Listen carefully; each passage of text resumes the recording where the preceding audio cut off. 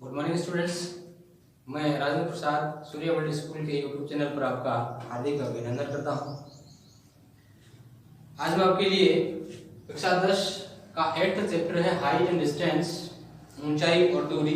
हालांकि इसके बारे में हम पहले भी डिस्कस कर चुके हैं, लेकिन एक दो क्वेश्चन जो थोड़े से क्रिटिकल और एग्जाम की दृष्टि से यदि देखा जाए थोड़े मोस्ट इम्पोर्टेंट हैं, उन पे हम और आज चर्चा करते हैं।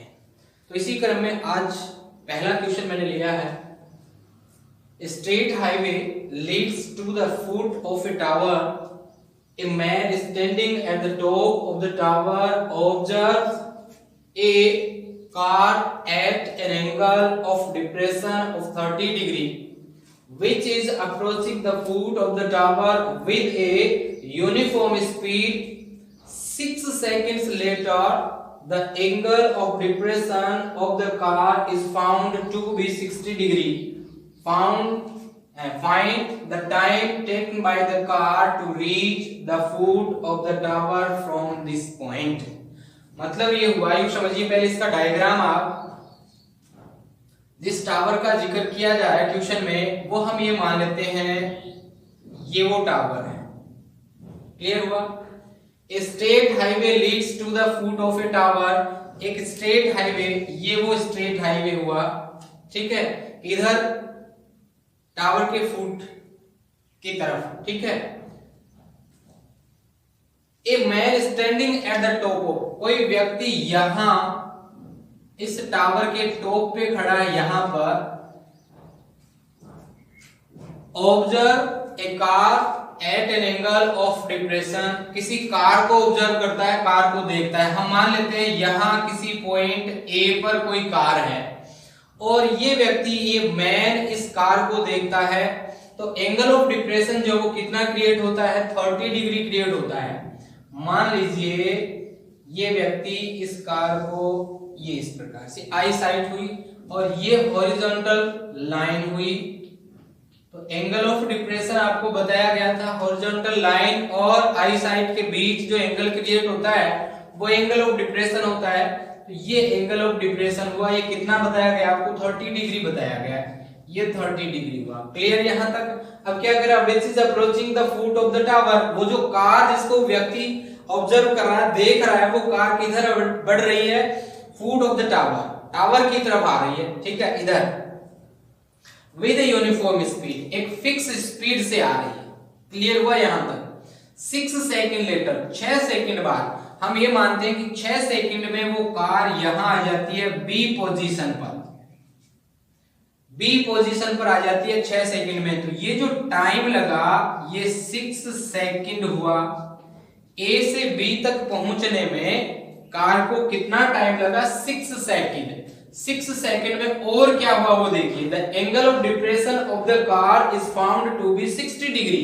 तो अब जो एंगल ऑफ डिप्रेशन पहले 30 डिग्री क्रिएट हो रहा था, 6 सेकंड आफ्टर ये एंगल ऑफ डिप्रेशन जो है वो अब कितना हो रहा है, अब 60 डिग्री हो रहा है। तो अब एंगल ऑफ डिप्रेशन जो है वो ये हुआ और ये कितना हुआ, 60 डिग्री। ओके, क्लियर है यहां तक? ए बी, इस पॉइंट को मैं सी और इसे मैं डी लगा देता हूं, और ये जो टावर है ये वर्टिकली खड़ा है, 90 डिग्री का ये एंगल हो गया। क्लियर यहां तक? अब ये जो हॉरिजॉन्टल लाइन है ये इस स्ट्रेट हाईवे के पैरेलल हुई, और ये जो रेखाएं हैं, ये जो स्ट्रेट लाइंस हैं, ये हम इनको ट्रांसवर्सल लाइन कह सकते हैं। यदि ये 30 डिग्री का एंगल है तो ये भी यहाँ 30 डिग्री का एंगल ही होगा, अल्टरनेट इंटीरियर एंगल्स के अकॉर्डिंग। ये 60 है तो ये 60 हो जाएगा। ओके यहां तक? अब जो ट्रायंगल्स बने, एक ट्रायंगल तो कंप्लीट बना ए सी डी, एक बना बी सी डी, ठीक है यहां तक? यहां ये जो टावर दे रखा है इसकी हाइट हम सपोज कर लेते हैं, और ये जो डिस्टेंसेस हैं इन्हें भी हम सपोज कर लेते हैं। हम ये मानते हैं कि ये 6 सेकंड में जो डिस्टेंस कवर की गई इस कार के थ्रू वो x किलोमीटर है, ठीक है, या मीटर में मान लेते हैं, मीटर में मान लीजिए x मीटर है, ठीक है, और आगे जो डिस्टेंस बची ये हम y मीटर मान लेते हैं, तथा ये जो हाइट है टावर की वो हम h मीटर सपोज कर लेते हैं।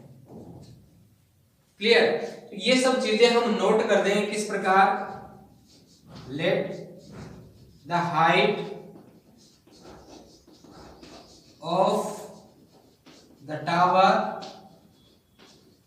बी h मीटर, ठीक है, हाइट मान ली, and distance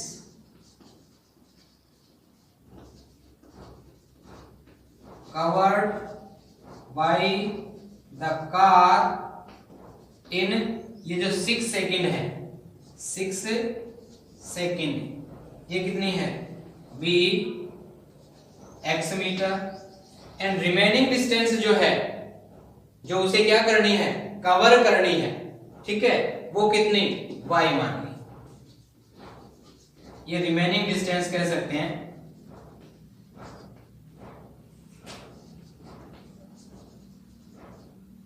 distance is equal to y metre, ये हम सपोज करते हैं। क्लियर है यहां तक? अब सबसे पहले देखते हैं अपन, एक यूनिफॉर्म स्पीड का जिक्र किया जा रहा है, तो इस कार की स्पीड देखते हैं। Now speed of the car, speed का मतलब हुआ कितनी डिस्टेंस कवर कर रही है और कितने टाइम में कर रही है, तो स्पीड हो जाती है डिस्टेंस अपॉन टाइम। तो डिस्टेंस यहां x मीटर की डिस्टेंस कवर की जा रही है कितने समय में, 6 सेकंड में, तो x/6 मीटर पर सेकंड ये उस कार की स्पीड हुई।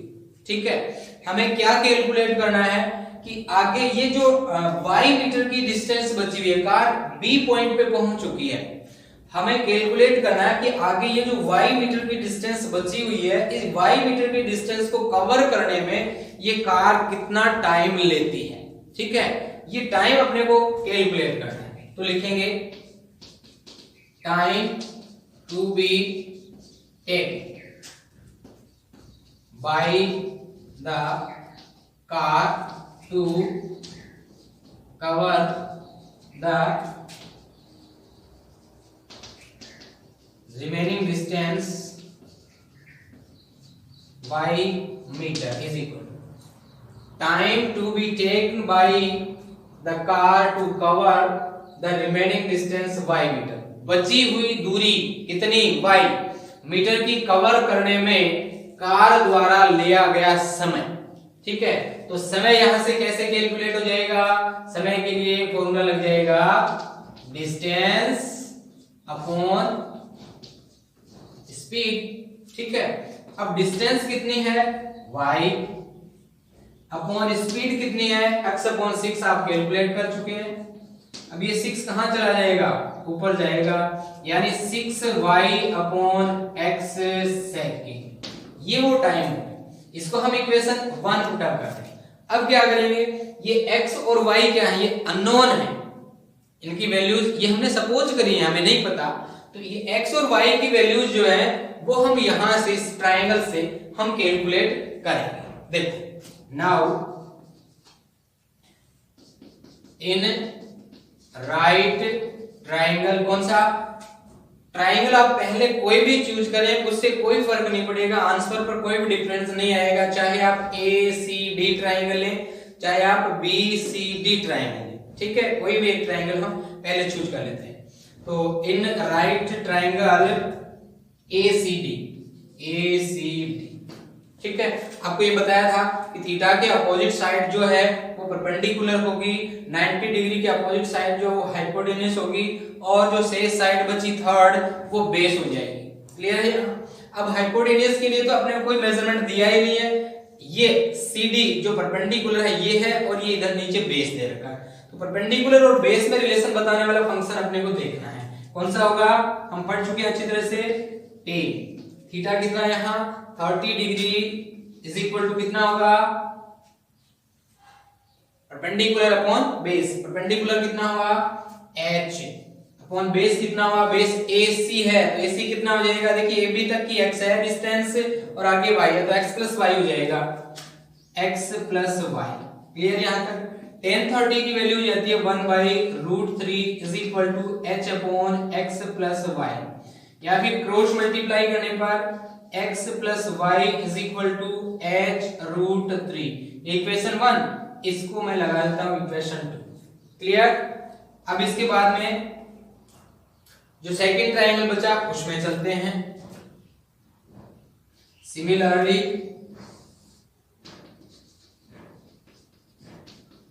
इन राइट ट्रायंगल कौन सा बचा, BCD। इस ट्रायंगल में उसी प्रकार से tan, अब की बार एंगल कितना है 60 degree, tan 60 is equal to वही परपेंडिकुलर अपॉन बेस, परपेंडिकुलर वही h है अपॉन बेस कितना है BC y है। tan 60 डिग्री ये होता है √3 is equal to h upon y। ठीक है, यहां से y की वैल्यू कितनी निकले, y is equal to h upon √3। Clear. y की ये जो वैल्यू है हम यहां पुट अप करके, y की वैल्यू तो आ ही चुकी है, x की वैल्यू और निकाल देंगे अपन अलग से। ठीक है, क्या लिखेंगे, नाउ वी सब्स्टिट्यूट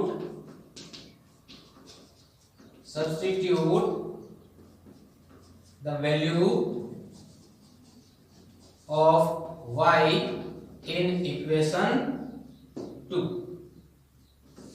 ठीक है, 2 में पुटअप करते हैं तो x प्लस y की जगह पुटअप कर दिया h/√3 और आगे कितना है h√3।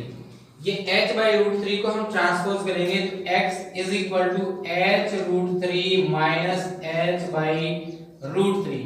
एलसीएम लेंगे, √3 एलसीएम आ जाएगा। अब ये इसे बाई 1 कर लेते हैं, एलसीएम लेके सॉल्व करेंगे तो √3 into √3 3 हो जाएगा, 3h माइनस ये h हो गया तो 2h/√3 ये x की वैल्यू है। क्लियर है।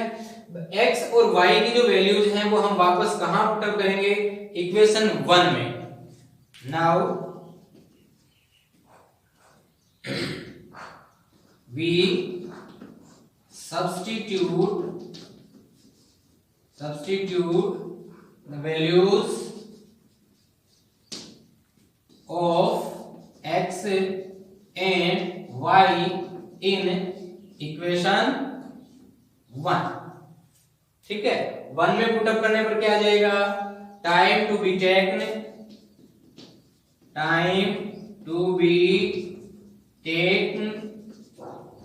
Bye the car to cover the distance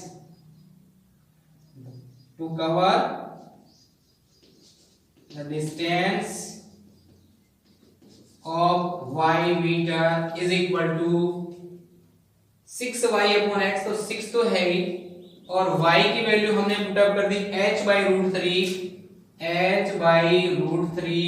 upon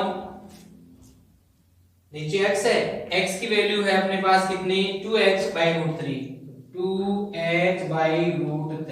ठीक है, डबल फ्रैक्शन है, क्रॉस मल्टीप्लाई में कन्वर्ट करोगे तो 6h/√3 इनटू ये हो जाएगा √3/2h। तो √3 से √3 कैंसिल हो जाएगा, h से h कैंसिल हो जाएगा, क्या बचा 6/2 और 6 को 2 से डिवाइड करेंगे तो कितना आ गया 3 सेकंड।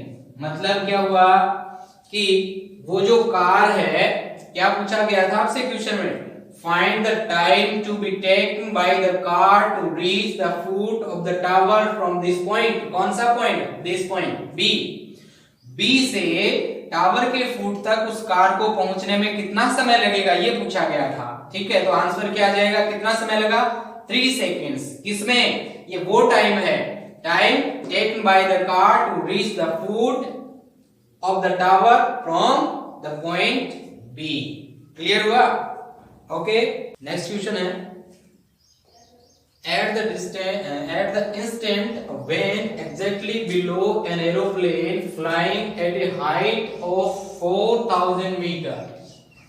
क्या कह रहा है, at the instant when exactly below an aeroplane flying at a height of 4000 metre, कोई जहाज 4000 मीटर की ऊंचाई पर उड़ रहा है, उसी समय अनदर प्लेन कम्स ऑल्सो, उसके नीचे क्या आ जाती है, दूसरी एरोप्लेन भी आ जाती है।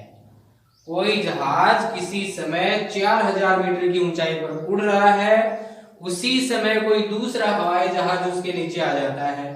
The angle of elevation of these aeroplanes from a point on the horizontal level, ground पे आप कोई पॉइंट मान सकते हो हॉरिजॉन्टल लेवल पर, तो दोनों एरोप्लेन्स के उस पॉइंट से एंगल ऑफ एलिवेशन जो है वो 60 डिग्री और 45 डिग्री क्रिएट होते हैं।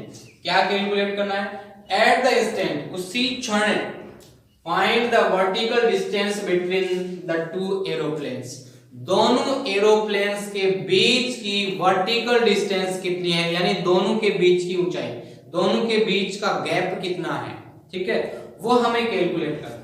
यदि हम डायग्राम की बात करें, यूं मानिए आप कि ये वो कोई पॉइंट है हॉरिजॉन्टल लेवल पर, ग्राउंड पर, और जिस एरोप्लेन की हम बात कर रहे हैं, मान लीजिए ये वो यहां पर कोई एरोप्लेन उड़ रहा है जो 4000 मीटर की ऊंचाई पर बताया जा रहा है, ठीक है। किसी समय कोई दूसरा हवाई जहाज, दूसरा एरोप्लेन, हम मान लेते हैं यहां इसके नीचे, बिलो नीचे की तो बात हो रही है, ठीक, इसके नीचे ही कोई दूसरा हवाई जहाज आ जाता है यहां पर, तब इनके जो एंगल्स हैं वो कितने बताए हैं, 60, 60 डिग्री और 45। तो ये पहला हवाई जहाज एंगल ऑफ एलिवेशन 60 डिग्री हो गया, ये दूसरा हवाई जहाज ये एंगल ऑफ एलिवेशन कितना हो गया, 45 डिग्री हो गया। क्लियर है यहां तक? ये इस पॉइंट को मैं ए लिख देता हूं, ये बी हो गया, ये सी हो गया और ये डी हो गया, ठीक है। टोटल हाइट कितना है, 4000 मीटर है, और हमें कैलकुलेट क्या करना है, हमें इन दोनों जहाजों के बीच की डिस्टेंस कैलकुलेट करनी है। तो ये हम h मान लेते हैं कि दोनों जहाजों के बीच जो डिस्टेंस है, जो हाइट है, वो h मीटर है, ये मान लीजिए। टोटल हाइट जो वो 4000 है, तो ये जो दूसरा हवाई जहाज पहली के नीचे आया था, ये इस ग्राउंड से कितना ऊपर हुआ, ये हाइट कितनी बची, टोटल 4000 था, 4000 में से ये h हम सब्ट्रैक्ट कर दें तो 4000 माइनस h, ठीक है, यहां तक। अब इसके बाद ये जो डिस्टेंस है नीचे ग्राउंड पे, इसको मैं x लिख देता हूं कि ये डिस्टेंस जो है वो x मीटर है। तो यहां पर क्या सपोज करेंगे, सबसे पहले लेट द डिस्टेंस, या हाइट कहते हैं distance, distance between both aeroplanes